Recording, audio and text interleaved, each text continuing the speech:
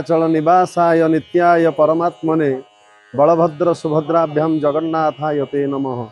कोटि कैवल्यर नाथ कोटि ओडियार प्राण जगन्नाथंकर अनुभूति कौन कहबी। हरि अनंत हरि कथा अनंत से जगन्नाथ सबुथिरे विस्तार करचंती। काष्ठ पाषाण तरुतृण सबुरी देहे नारायण विराजमान परी आम गोटे छोटिया अनुभूति कहूँ। आमे थरे गोटे जगन्नाथ मंदिर प्रतिष्ठा करने जाऊँ। आउ जड़े पंडित मो संगे जाऊे। आम जाऊँ नवरंगपुर।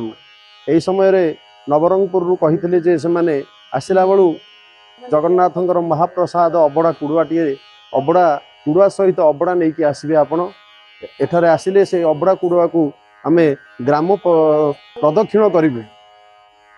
तेणु आम जो आसला बेले आमर मन नथिला आमे आनी नथिलु अबड़ा पुरी आसी पारिलुनी कार्यवशत आम बाहरी गलु मंदिर प्रतिष्ठा करने। बरमुंडा बस स्टाण्ड रे आमर मन पड़गला अबड़ा कथा।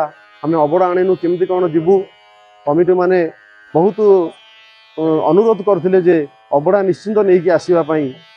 यही समय आम चिंताग्रस्त हो बहुत चिंतित होइतु कौन करूँ जीवु कि न जीवु कि फेरी पलैबू। यही चिंतार आम बहुत चिंता करुचु। यही समय बस रही आम तल को आसीचु। यही समय आम चली चली जाऊँ। गोटे बाबाजी आसिक पहुँच गले हाथ में अबड़ा कुड़ुआटा थाए। आम जापारूनी आम बाबाजी देखी आम दंडबोध करदेलु। जो कहले आज्ञा कुआडे जाउचंती आम कहलु आम गोटे मंदिर प्रतिष्ठा करने नवरंगपुर जाऊँ। जदि जाऊच टिके अबड़ा नहीं जाओ मु अबड़ा टिके आनी। आम से आखिरी लुह आसीगला। से बाबाजी आउ कहीं नुहति से होउचंती से महाप्रभु जगन्नाथ जगतर नाथ कोटि कैवल्यर नाथ भक्त प्राणर ठाकुर होउचंती से जगन्नाथ। से अबड़ा कुड़ुआ को आमको देले आम आणिलु।